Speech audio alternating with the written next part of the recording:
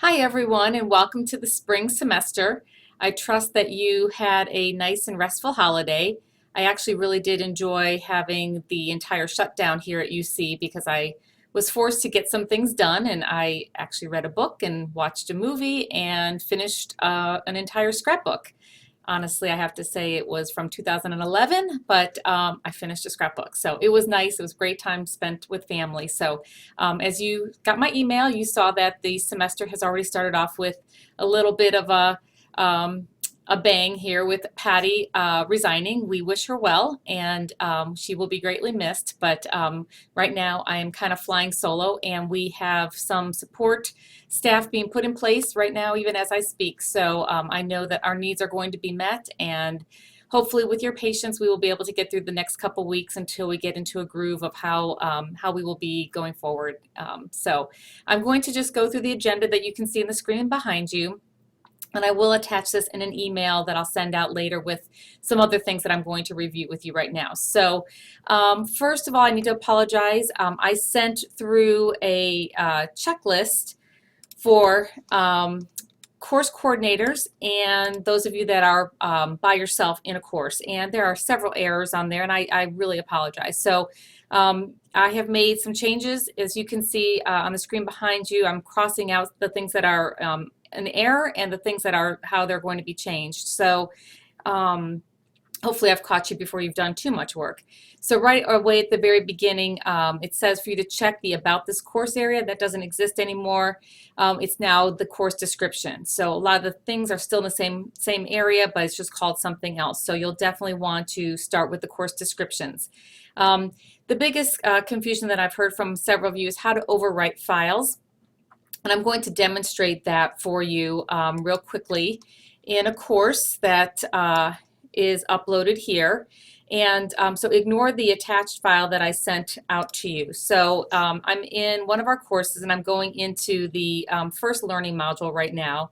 Or actually, I'll just go into week 2.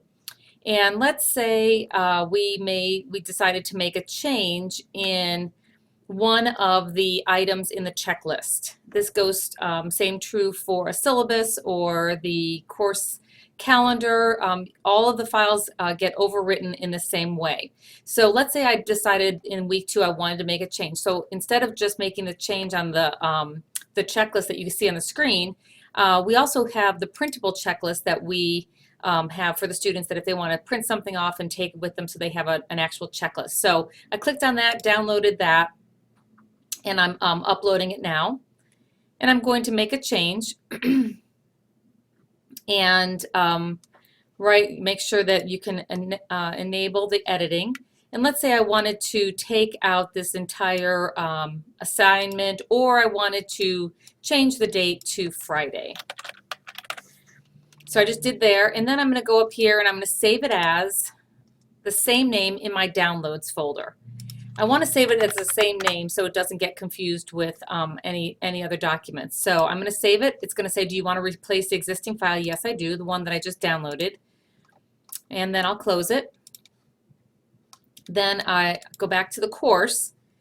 And right here, you see the little arrow that's next to the line that you can click on. Right here, I click on this and I get a menu. Right here it says Overwrite File. Click on that. I'm going to go choose it. It's the first one that I have in my downloads, and I will click on there, hit submit, and it's been replaced. You don't have to go into the course documents or anything like the attachment said. So just disregard that entire attachment, and I apologize for any confusion that might have caused. So let me go back to our agenda. So that was one of the main mistakes, how to overwrite the files, and let's see what else was changed on the list. As you can see, I'm changing any times that you have problems with your course. You're going to send those changes to Brad, and be patient with him. He's learning, but he's very quick, so he will be able to do that. One of the areas that I found was confusing, even though it's not really a change, is how to change the due dates. This was something that I have spoken personally to several of you from last semester, actually setting due dates within the course, which will show up on the students' personal calendars. This helps our students when they're managing several classes at one time. So I'm going to go ahead and demonstrate how to do this. I did nudge this out to the column so it's not in line with the course overview because you're not setting the due dates in the course overview. So that was one error as well. So I'm nudging that out to the left side here, so it's its own topic that you need to change. And obviously, if you're watching this and you are an instructor in a course that already has a course coordinator, you're off the hook. You don't have to do any of these changes. The course coordinator will do these things. So now I'm going to demonstrate how to set due dates in a course. So I'm going back into the same course, and I believe in week 6 there's an assignment. So I'm opening up week 6, going right directly into, oh actually I think it's in week 9. I'm going directly into the weekly module, and you can see that there's an assignment listed here out to the side. And I scroll all the way down to the assignment, and you can see here's the assignment, developmentally appropriate practice paper. I'm going to edit this, and when I hit edit, now you will scroll down to where, oops, all the way down until where you see number 5, the due dates. And in here you'll go find, let's see, the due dates for week 8. That would be due on March 8th. So you could set the due date for March 8th, hit submit, and it is done. So that will actually show up on the student's calendar. The way you can check to see if the due dates are set is if you click on the actual assignment, you're opening up the assignment, now you can see that the due date has been set. This also is a great way to check to make sure that there is a rubric attached. If it says view rubric, you know the rubric is attached. It's not just points. If you just see the plain points, you'll need to let me know that there is a rubric that is missing in an assignment. Okay, so let me go back to our checklist. So that is that area, scrolling down to number 5 to set the due dates. In here it says make sure that you subscribe to the questions button. This is very important as students have questions and they put them in there. Anyone can respond to them, but we want our students to get a response as soon as possible.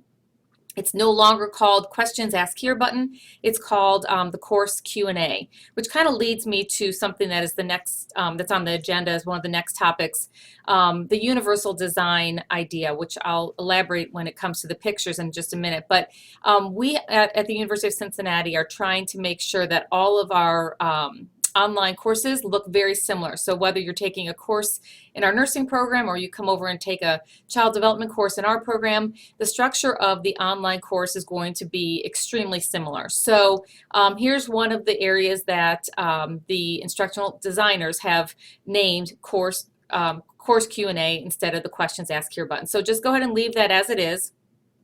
And then finally, I think the last major change, and this is for course coordinators and sole instructors if you have your course by yourself, where you're going to put your welcome message that is welcoming them to the course to say, you know, this course is called Learning ECE Online, and you are going to, you know, be introduced to all these things, and you have to identify if they have to have access to children to do any observations. You might want to highlight, you know, a big assignment that's due midway, anything like that, those overall course kinds of things. The place that you're going to put them has been changed, and it is now in the course overview welcome session, and I'll point this out, welcome section, sorry. I'll point this out to you in just a minute.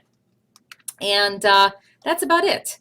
So I will send you this updated course checklist, and if you have any questions, we will have a meeting next week to discuss this video, and if you have any other questions. So that's the first item on the agenda. I'm going to show you the course right now, and you've already kind of seen that as I had some of those areas up. So in the announcement button, this should stay, it's coming up, The announcement is very, very simple. This is the first thing that the students see in week one. We don't want to overwhelm them with a big giant list of things that they have to do. So in here, you will see I add a video that just welcomes them to our program. That actually lives in here, and nothing should be changed in here. If you have anything that you want your students to know, please let me know, and we can see if it actually should be in this very first welcome or if it belongs someplace else. The very first time you should post an announcement in here, earliest would be Thursday. Probably most likely you'll post something, your very first announcement over the weekend. Then we get into the course overview section. And this is, you'll see that the icons have changed in the course. Again, students are probably going to say, oh, Blackboard has changed. It really is the same as it was last semester. We've just added some things, as I said, to make it universal with a lot of the other online programs. So you can see some of these icons have changed. Here is the place that you will be including your welcome to the course video if you're the course coordinator or if you're the only instructor in the course. It will be embedded in here. And remember, this is just a place to give them an overview of the whole course. This is not the place to tell them about yourself. That is done in your individual group discussion board, which I'll show you right now. In the group discussion board, depending on some of the courses, as you can see, this course has many groups and many instructors. So if you were the instructor of Group A, you would come in here, and in the group discussion board, this is where there has been a little bit of confusion. You will go inside of this very first Group A, click it open, and here is where you're going to create a thread. And when you create the thread, here is where you're going to then put your welcome, my name is, and introduce yourself, welcome from your instructor, and you'll embed your Kaltura video in here. This is going to be very personal. You could tell them about yourself. Of course, your bio is already in the course, but this is just a way to really welcome them to the course yourself.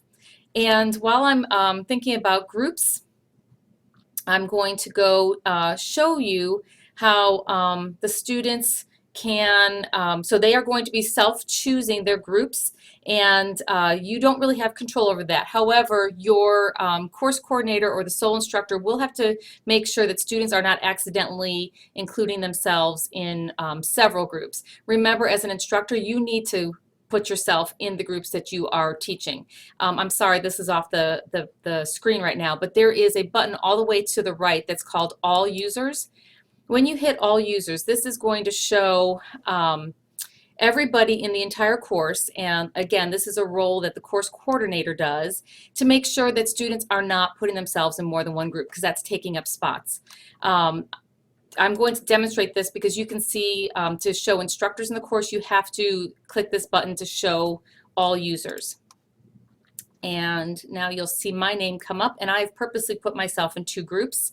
You can see if I were a student and I've accidentally chosen Group B and Group A as a course coordinator or single instructor in the course, it is up to you. You can pick whichever one you want to click them out of so that they are only enrolled in one course. I'm going to be setting up the group caps so that students can't enroll, too many students can't enroll in one group. I'm doing that on Friday after I am sure of the enrollment for this semester.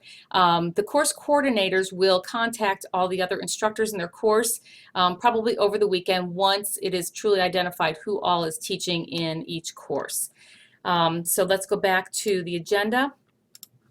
And I think I've covered all of that, adding the due dates. I showed you how to do that. The only other brief things that I want to talk about, the discussion board philosophy, I know that we often have gone back and forth about the purpose of the discussion board. And I think many, many years ago, we needed to have 14 discussion boards, one every week, to have proof that the students were actually reading the material and participating. I think that research has shown that it does not necessarily mean that the students are learning if they're actually participating in a discussion board every week. So as you've noticed in some of the classes, we've already deleted a couple of the discussion boards, especially in weeks that there are many assignments and a heavy assignment. So we're open to new ideas about this. So if you have new suggestions about what can be modified to lessen the load on discussion boards, please let us know that. And if you notice here, I have some dates that are here, and I'm going to then have to end this video and add a second video to discuss some of the important dates. So stay tuned for part 2.